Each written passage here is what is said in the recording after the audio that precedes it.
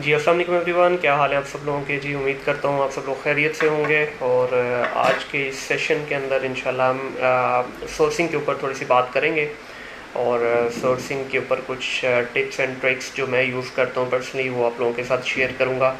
और अगर आप लोगों के कोई क्वेश्चन आंसर होंगे तो इंशाल्लाह उसको भी डिस्कस कर लेंगे, जितने भी आपके क्वेश्चंस होंगे। अभी कुछ लोग और हमारे साथ आ जाएं तो फिर इंशाल्लाह हम इस सेशन को प्रॉपरली रिज्यूम करते हैं।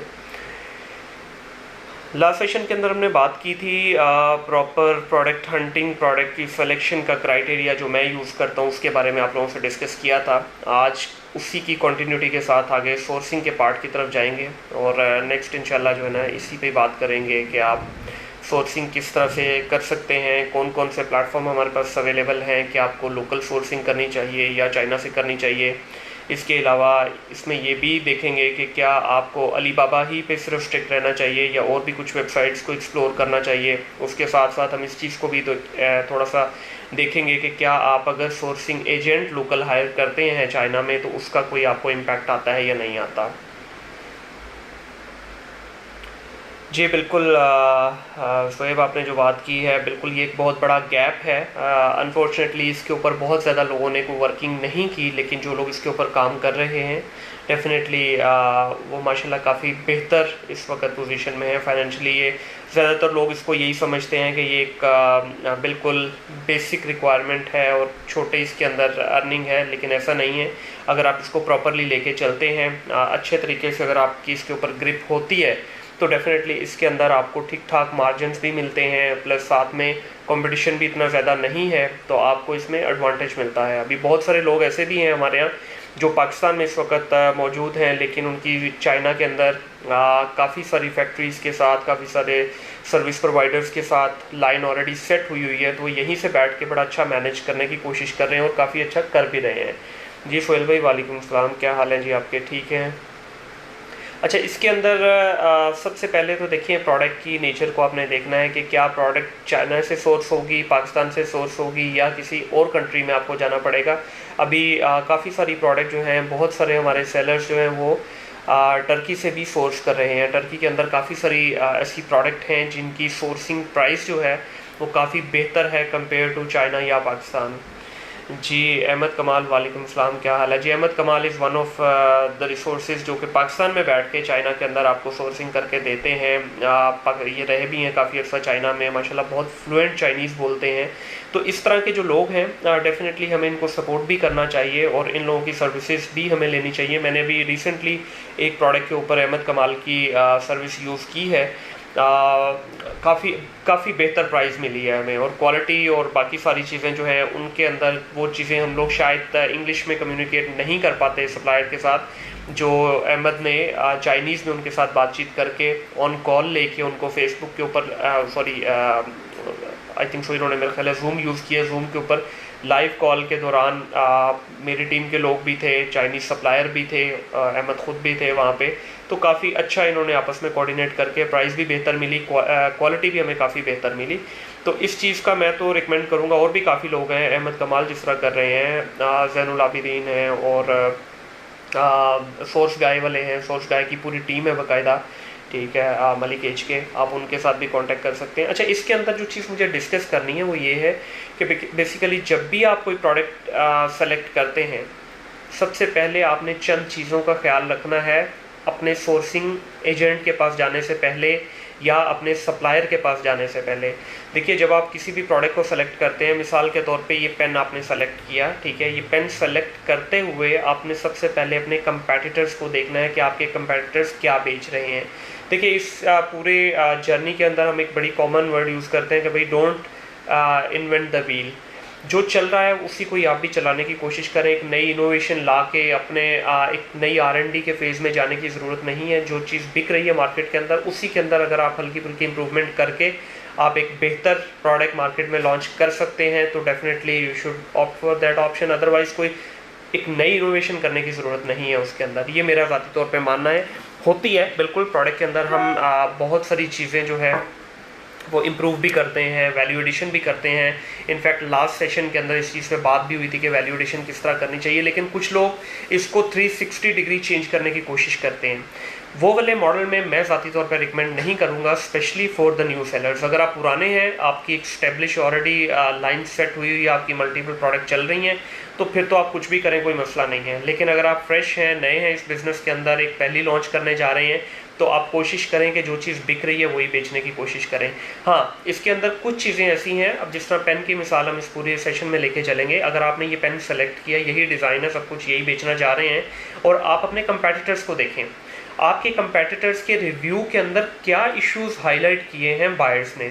मिसाल के तौर पे अगर कुछ लोगों ने ये इशू हाईलाइट किया है, जी इसकी इंक जो है ना वो प्रॉपरली जेल फॉर्म में नहीं है, या इंक इसकी ज़्यादा लिक्विडेट हो रही है, या इसका जो प्रॉपर ग्रिप अच्छी नहीं है, जो भी इसमें मसले मसाइल हैं, अगर कलर फेड हो रहा है, इस तरह के अगर कोई मसले मसाइल आते हैं, तो उनको पूरी एक आप लिस्ट बनाइए। लिस्ट बनाने के बाद आप उसको प्रॉपर तरीके से एक उसके पॉइंट्स जब आपके पास इकट्ठे हो जाएं, पॉइंट्स इकट्ठे होने के बाद आप अपने सप्लायर्स की जब हंटिंग स्टार्ट करेंगे, या इवन आप लोकल सोर्सिंग एजेंट चाइना से भी हायर करते हैं या किसी भी और जगह से, तो ये सारे पॉइंट आप पहले उनके साथ डिस्कस करेंगे, ताकि जब आपके पास एक फाइनल कोटेशन आए तो काफ़ी हद तक चीज़ें वहीं पे आपकी स्क्रूटनाइज हो चुकी हों, बजाय इसके कि आप बाद में जाके दोबारा से उनसे बात करें, अच्छा जी मुझे इसमें इंक इस तरह की चाहिए, मुझे इसमें क्रोम इस तरह का चाहिए, या इसका पेंट जो है उसकी क्वालिटी ये चाहिए। उसमें क्या होगा कि चाइनीज़ सप्लायर हर आपके मुंह से निकले हुए जुमले के ऊपर प्राइस बढ़ा देता है।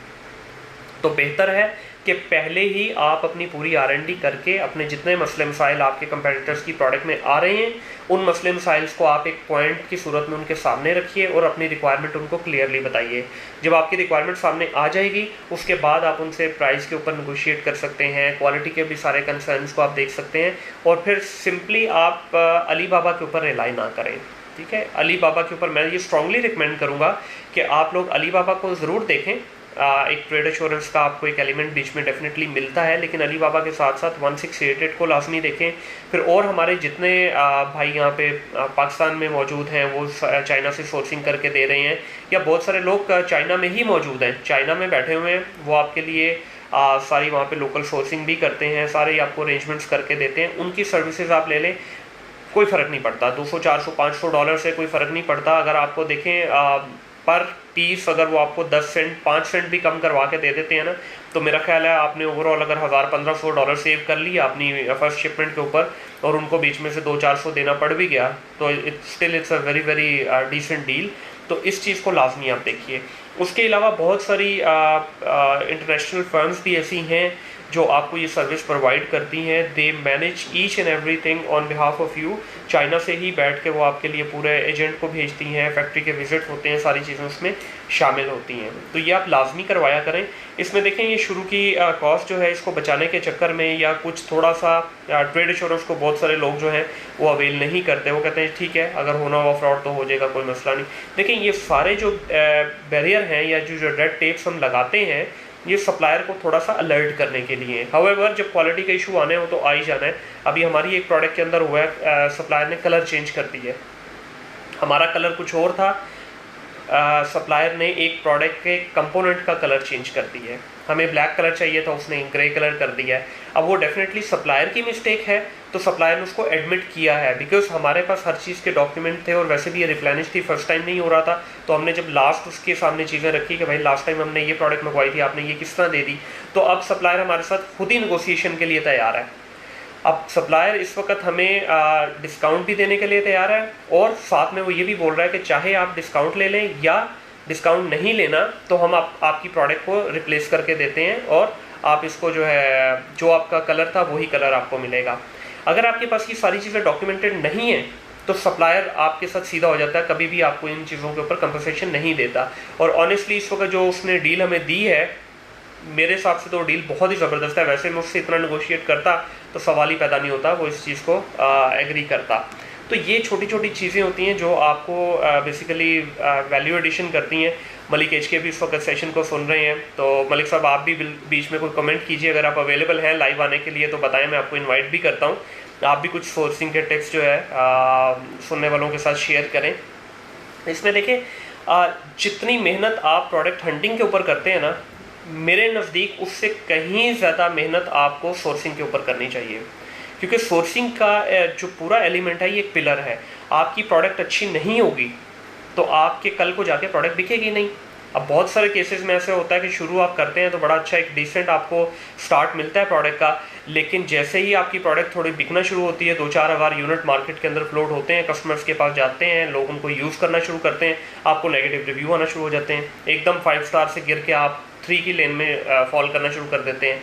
तो इसलिए इंस्पेक्शन हो गई, आपके सप्लायर की सिलेक्शन हो गई, आपकी प्रोडक्ट के ग्रे एरियाज जो हैं, आपके प्रोडक्ट के अंदर जितने मसले मसाइल आ रहे हैं, आपके सप्लायर के उस पर कमेंट्स में से आपको पता चलेगा। इन सारी चीज़ों के ऊपर अगर आप प्रॉपर तरीके से काम करेंगे, थोड़ी सी मेहनत कर लेंगे, थोड़ा सा टाइम एक्स्ट्रा लगा लेंगे, तो आपके लिए इसमें बेनिफिट ये होगा कि कल को जाके आपको जो प्रॉब्लम्स आएंगी वो यहीं पे आपके रेक्टिफाई हो जाएंगी। इसमें बहुत सारी चीज़ें ऐसी होती हैं प्रोडक्ट के प्रोडक्शन के दौरान कि जो आपको कॉस्ट नहीं करती, लेकिन being a expert it's your moral duty to highlight those points to your supplier, ताकि वो प्रॉपर तरीके से उसको मॉनिटर करे। अगर आप उसको हाईलाइट नहीं करेंगे तो सप्लायर भी समटाइम इग्नोर कर देता है। देखिए वो मास प्रोडक्शन हो रही होती है, आपने 5,000 10,000 यूनिट का ऑर्डर दिया है, लेकिन फैक्ट्री के लिए 5-10 हज़ार unit is not a big deal, वो शायद 50,000 यूनिट बना रहा होगा।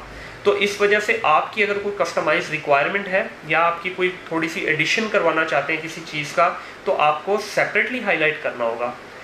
ये तो सारी होगी प्रोडक्ट से रिलेटेड चीज़ें। अच्छा, अब इसमें कुछ चीज़ें ऐसी हैं इंस्पेक्शन के ऊपर, बहुत सारे लोग जो हैं वो इंस्पेक्शन को हल्का लेते हैं। वो कहते हैं यार ठीक है, इंस्पेक्शन करवा के क्या करना है। ख़ास तौर पे ये मिस्टेक जो है रिप्लेनिश के दौरान होती है कि जब आप सेकंड या थर्ड अपनी इन्वेंट्री भेज रहे हैं, आप कहते हैं यार ठीक है, फर्स्ट टाइम सप्लायर ने आपको प्रोडक्ट अच्छी दे दी थी तो कोई मसला नहीं, इसको एज इट इज़ जाने दें, आपको इसकी रिप्लेनिश करने की ज़रूरत नहीं है, आपको इसकी इंस्पेक्शन करवाने की ज़रूरत नहीं है।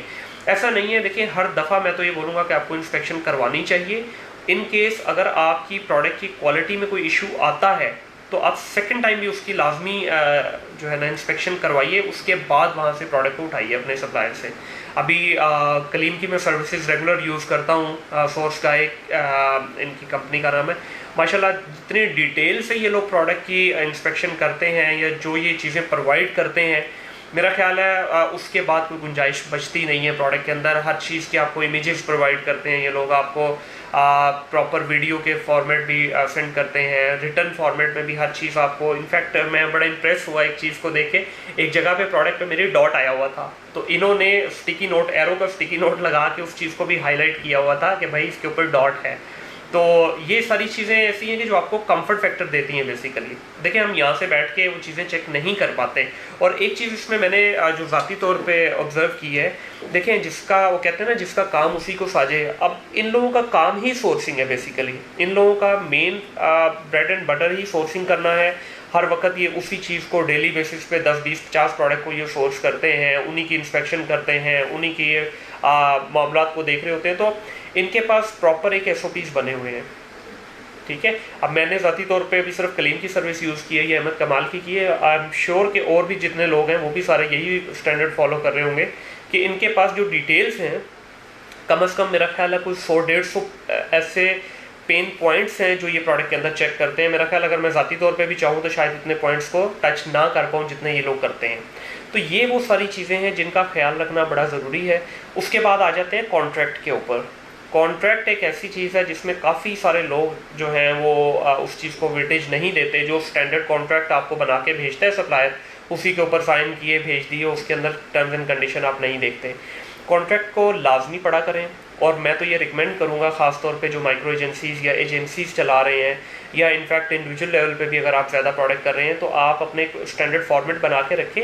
उसके अंदर according to your product need आप उसमें चेंजेस ज़रूर करते रहें, लेकिन आपके पास प्रॉपर तरीके से एक फॉर्मेटेड एक पूरा ड्राफ्टेड डॉक्यूमेंट होना चाहिए जो आप अपने सप्लायर के साथ शेयर करें, ना कि उसके डॉक्यूमेंट पे आप रिलाई करें। उसके अंदर सारे टर्म्स एंड कंडीशन लिखें। ख़ास तौर पे उसमें एक चीज़ ज़रूर मेंशन करें कि आपकी प्रोडक्ट की जितनी स्पेसिफिकेशन है वो लाजमी मेंशन करें। चाहे वो आपका कलर है, आपके साइज़ है, आपका मटेरियल है, आपके उसके अंदर अगर कोई ग्रेड है, वो लाजमी ये चीज़ें लिखिए। अगर ये चीज़ें आप नहीं लिखेंगे तो कहीं पे भी कल को सप्लायर को आप इस चीज़ के लिए नहीं बोल सकते जी मैंने तो ये बोला था आपने ये लिखा है। उसके ऊपर प्रॉपर तरीके से जितनी भी स्पेसिफिकेशन है वो आपको आराम से आपके सप्लायर्स के लिस्टिंग से मिल जाता है। उसके ऊपर प्रॉपर R&D करके आप उसमें पॉइंट्स को सारे ऐड कीजिए जब आपके पास वो सारे पॉइंट्स लिखे होंगे कॉन्ट्रैक्ट के अंदर, कल को ड्यूरिंग इंस्पेक्शन कोई चीज़ ऊपर नीचे होती है तो बिलीव मी क्लाइंट, आपका जो सप्लायर है वो कभी भी पीछे नहीं हटेगा, वो आपको हर तरह से कंपनसेट करने की कोशिश करेगा। लेकिन अगर आपने स्टैंडर्ड डॉक्यूमेंट के ऊपर साइन किए हुए हैं जिसमें किसी किस्म की डिटेल मौजूद नहीं है, कोई स्पेसिफिकेशन नहीं लिखी हुई, तो फिर समझिए कि आपने खुद दावत दी है सप्लायर को कि वो आपके साथ ब्लफ करे। होता है, अच्छे बुरे सप्लायर पूरी दुनिया में हैं। आप इवन यूएस के अंदर भी जो होलसेल का काम करते हैं वहाँ पे भी सप्लायर आपके साथ 2 नंबरी लगा जाता है। ऐसा नहीं है कि यूएस वाले दूध के धुले हुए हैं या पाकिस्तान और चाइना ही सिर्फ 2 नंबरी करता है। ये चीज़ें हर जगह पे हैं। मैं समझता हूँ कि 2 नंबरी सिर्फ उस वक्त आपके साथ होगी जब आप सप्लायर को इस चीज़ का खुद मौका देंगे। तो आप अपना होमवर्क अच्छा कीजिए, आप अपनी जो वर्किंग है उसको स्ट्रॉन्ग कीजिए ताकि आप तक कोई ऐसी हीट पहुंचे ही ना सप्लायर की तरफ से। अब जो लोकल एजेंसीज हायर कर रहे हैं या लोकल एजेंट हायर करने से आपको थोड़ा सा एडवांटेज ये हो जाता है कि वो फिजिकली जाके इंस्पेक्ट करते हैं, फिजिकली विजिट भी करते हैं फैक्ट्रीज का, तो उससे सप्लायर थोड़ा सा ज़रा उसका बिहेवियर डिफरेंट रहेगा कंपेयर टू उसको जब पता होगा कि भाई एक बंदा पाकिस्तान या यूके या यूएस में बैठ के बात कर रहा है। तो एक लोकल प्रेजेंस का डेफिनेटली एक एडवांटेज हमेशा से होता है, और इस चीज़ का मैं तो ये बोलूँगा कि ठीक ठाक तगड़ा इम्पैक्ट आता है आपका।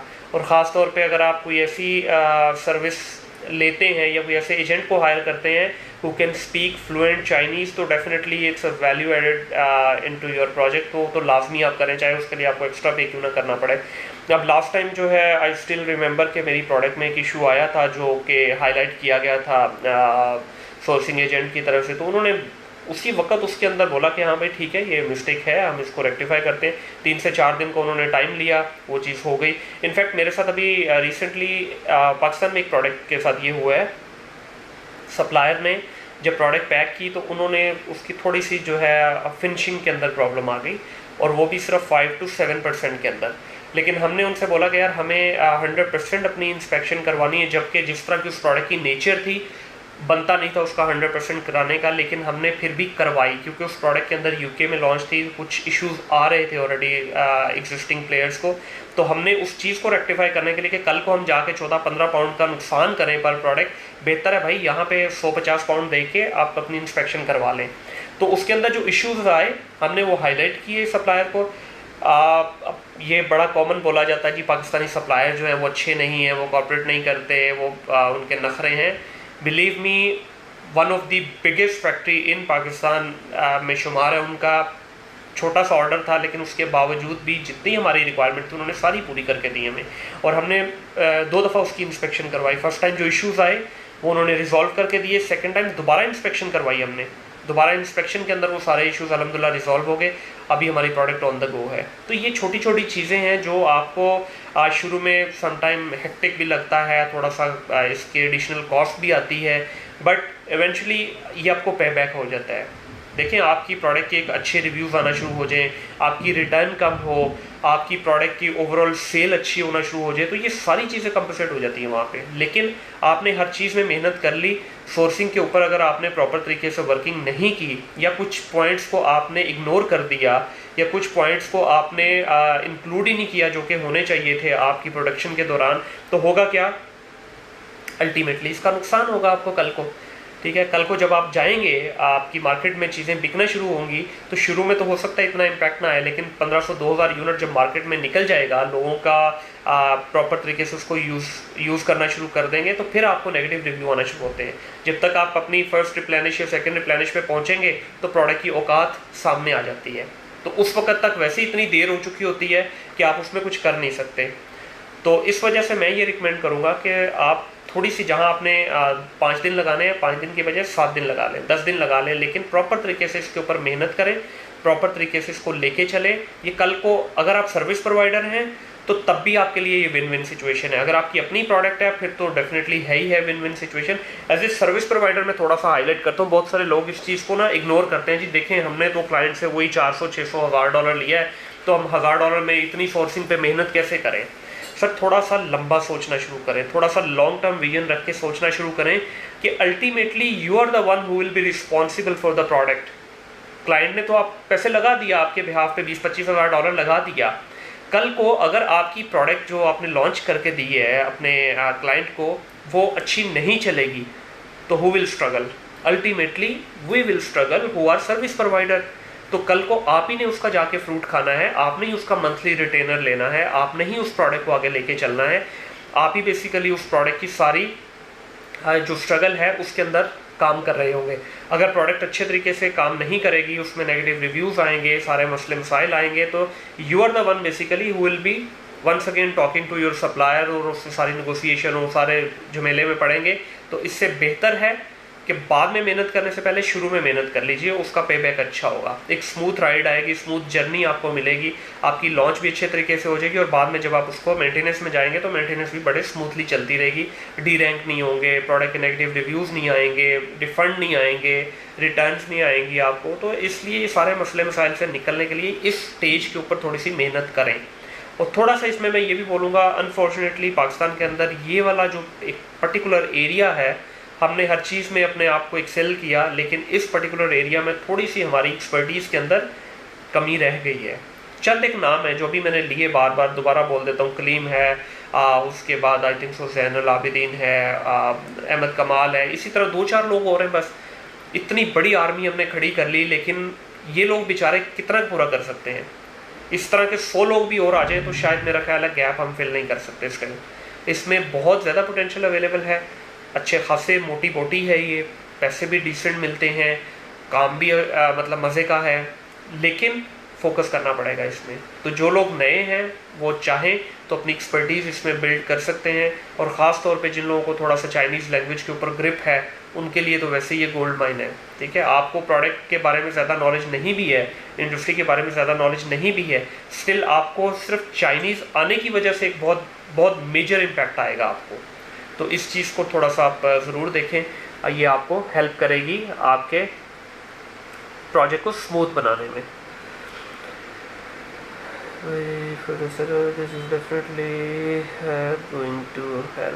जी जज़ाकल्लाह कलीम, मैंने तो आपको भी रिक्वेस्ट की थी कि अगर आप अवेलेबल हो तो आ जाओ, लाइव सेशन में आ जाओ, आके कुछ आप भी गोल्डन नगेट्स शेयर करें ऑडियंस के साथ, लेकिन मेरा ख्याल आप अवेलेबल नहीं है। चलिए मैं इसमें कुछ आप लोगों के कमेंट्स को देखने की कोशिश करता हूँ, अगर मुझे मिल जाते हैं कुछ।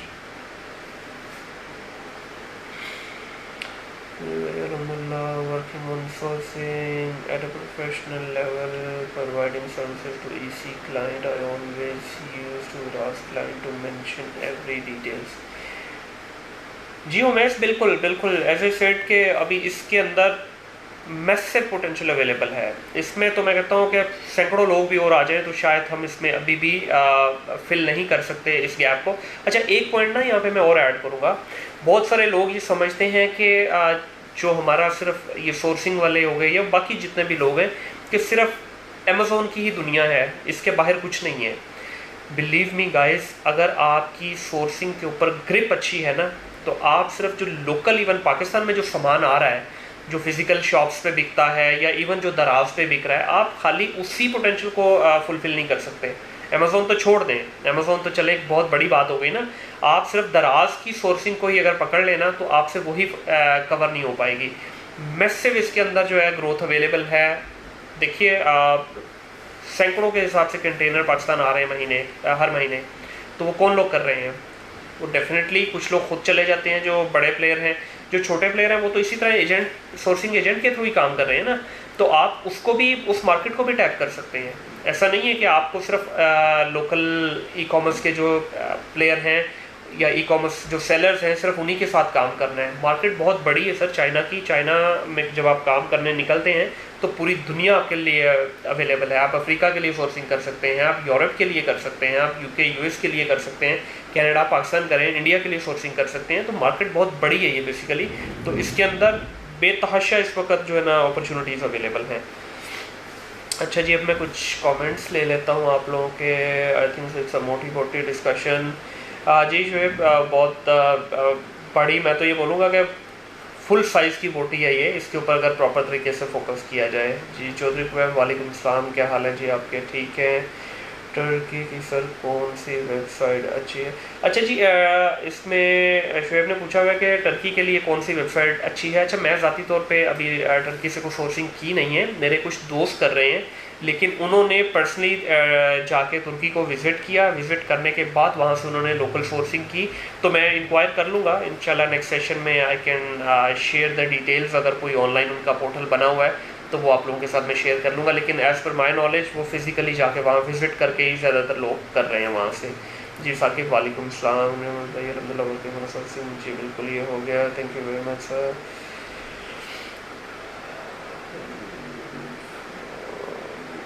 My listing will go live in the second week of September. If I have planned 5,000 units for 45 a month, not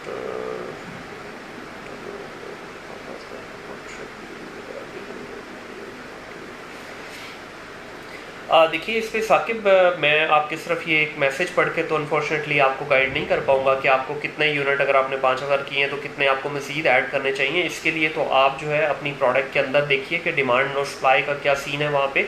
आप लास्ट ईयर अगर स्टैट्स चेक कर पाएँ तो लास्ट ईयर के स्टैट्स आप देख लें कि क्या सेल्स थी। अगर आप खुद पुराने बेच रहे हैं तो आपको खुद अंदाज़ा होगा कि Q4 की सेल्स ऑलमोस्ट कह लें कि आप कुछ प्रोडक्ट के केसेस में 2 टाइम्स भी चली जाती हैं, कुछ प्रोडक्ट में 1.5 टाइम भी चली जाती हैं, कुछ में 3 टाइम्स भी चली जाती हैं। It all depends on product and निश। तो इसमें मैं ये नहीं आपको बोल सकता कि अगर आप 5,000 अभी कर रहे हैं तो Q4 को कंसिडर करते हुए आप 8,000 कर लें। हो सकता है आपको 5,000 अगर आपकी नॉर्मल है तो आपको 6,000 में आपका काम हो जाए, हो सकता है आपको 10,000 करनी पड़े। तो it all depends on the stats. अब वो उस चीज़ को आप देखिए कि आपके स्टैट्स क्या कहते हैं, स्टैट्स के हिसाब से आप इसको डिसीजन लेंगे।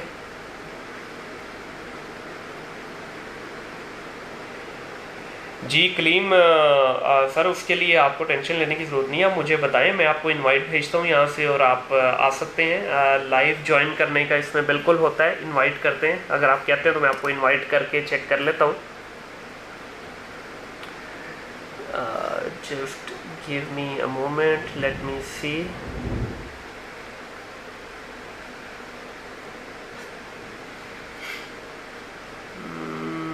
सर मैंने आपको ऐड किया है, आपकी तरफ से नो आंसर आ रहा है। Add the friend won't be available.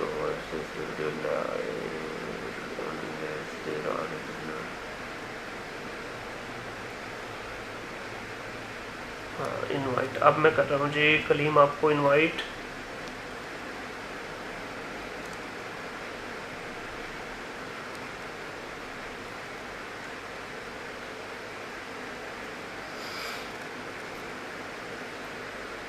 Ji Kaleem check कीजिए, आपको इनवाइट मिला।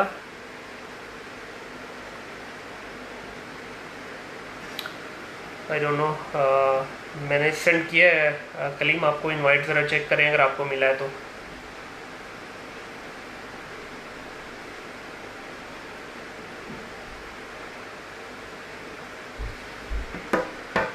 चलें जी, ये भी एक R&D हो जाएगी।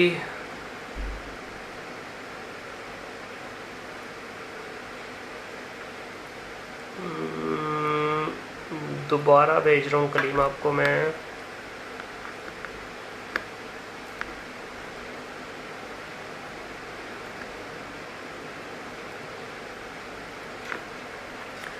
जी कलीम ज़रा चेक करें, आपको इनवाइट आया है? मैंने तो यहाँ से सेंड कर दिया आपको इनवाइट, आप अपने पास चेक कीजिए अगर आपको इनवाइट आया है तो।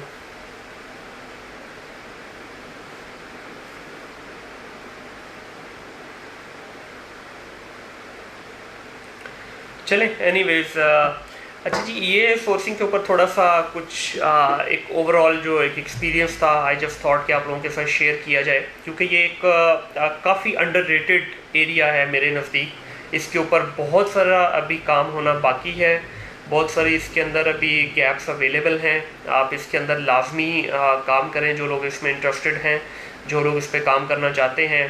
इनफैक्ट आप लोगों के पास ये सीनियर सारे मौजूद हैं, इन लोगों की हेल्प लीजिए, ये आपको गाइड भी करेंगे। यही ब्यूटी है हमारे इस इकोसिस्टम की। सनी भाई ने जो इकोसिस्टम क्रिएट किया है, इसमें खूबसूरती यही है कि कोई भी आपस में एक दूसरे को कंपटीशन कंसिडर नहीं करते।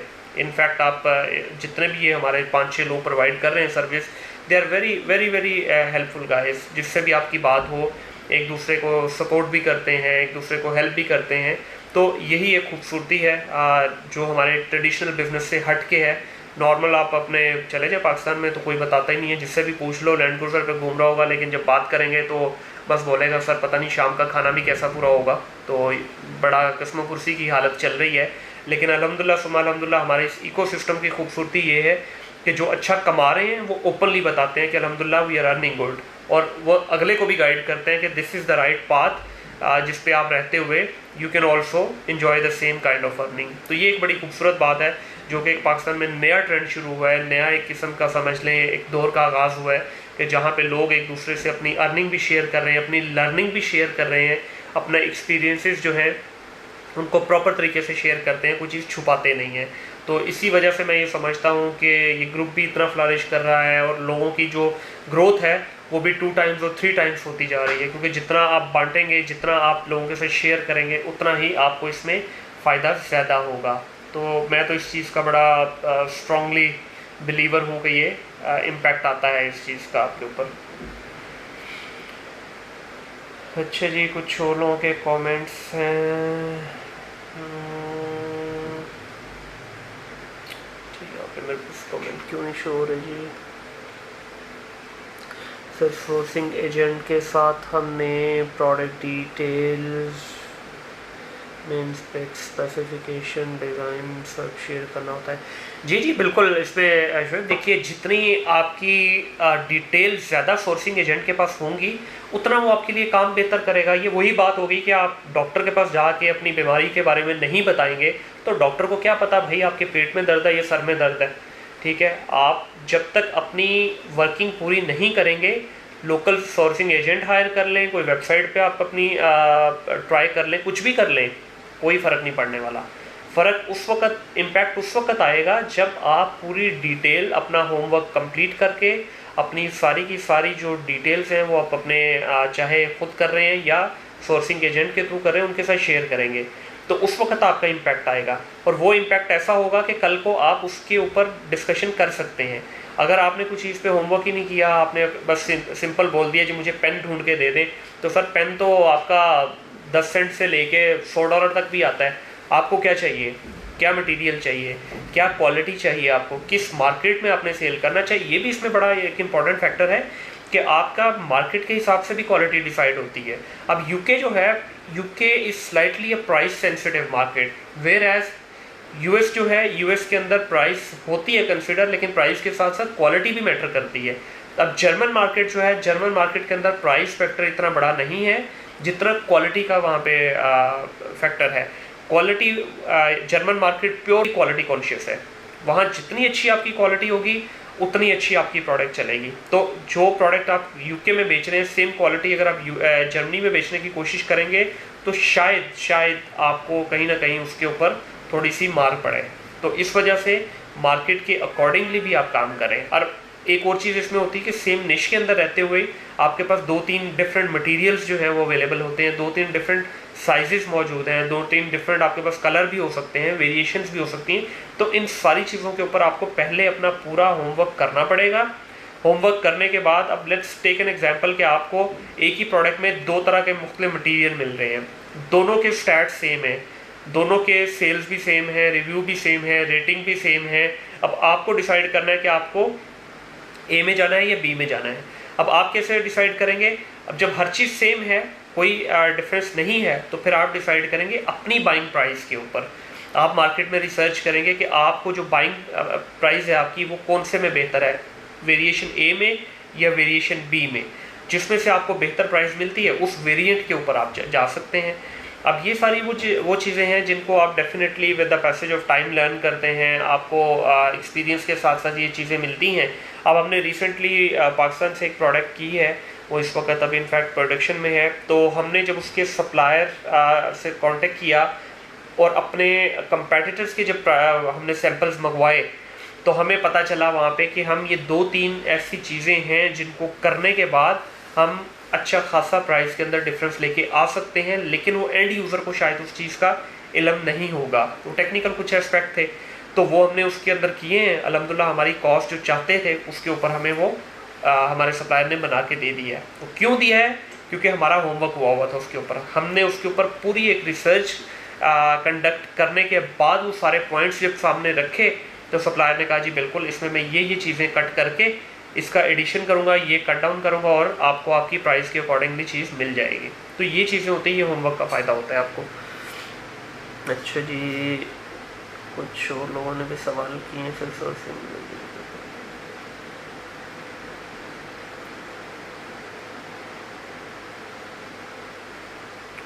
चले कोई नहीं कलीम, नेक्स्ट टाइम इंशाल्लाह फिर आपसे जो है प्रॉपर टाइम लेके सर आपको इनवाइट करेंगे प्रॉपरली, ठीक है। कोई इशू नहीं है।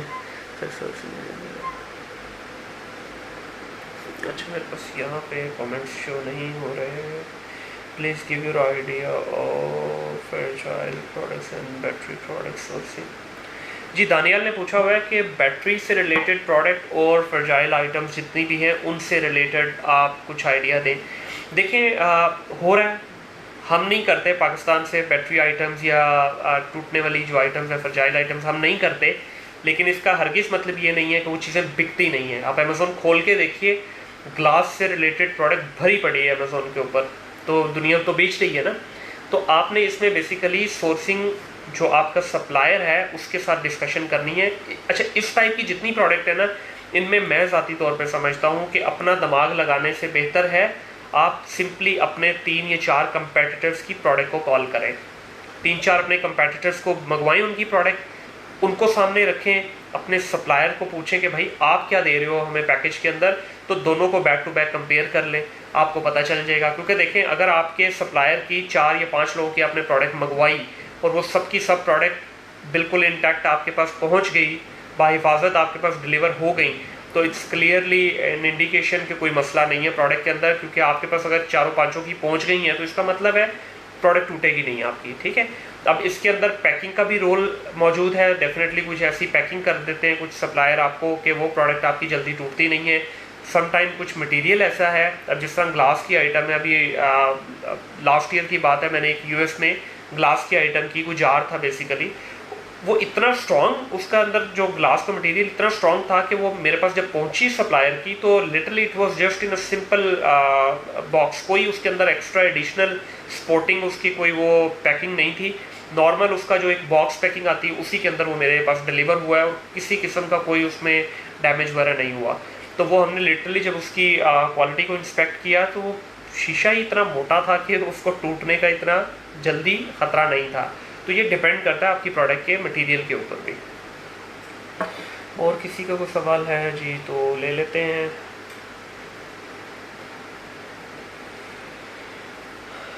जी बिल्कुल, बस यही चंद पॉइंट थे जिनको डिस्कस करना था आप लोगों से। आगे Q4 आ रहा है, इस चीज़ का ख़ास ख्याल रखना पड़ेगा आपको कि अब यहाँ से ऑनवर्ड जो आपकी प्रोडक्ट होंगी नेक्स्ट 6 मंथ बहुत टफ होने वाले हैं। ये आसान नहीं है सोर्सिंग पॉइंट ऑफ व्यू से, आपको सप्लायर के नखरे बर्दाश्त करने पड़ेंगे, आपको फ्रेट फॉरवर्डर के नखरे बर्दाश्त करने पड़ेंगे, आपको इनफैक्ट जो अगर कोई कंसोलिडेशन की सर्विसेज ले रहे हैं वहाँ पे भी टफ टाइम मिलेगा, अगर आप कोई इंस्पेक्शन की सर्विसेज ले रहे हैं वहाँ पे भी टफ टाइम मिलेगा, फिर आपको फ़्लाइट्स में भी टफ टाइम मिलेगा। तो ये सारे जो मैटर्स हैं इनको मिला के आपको ओवरऑल टफ टाइम मिलने वाला है। उसकी एक ही रीज़न है इन सारे पॉइंट्स की, वॉल्यूम।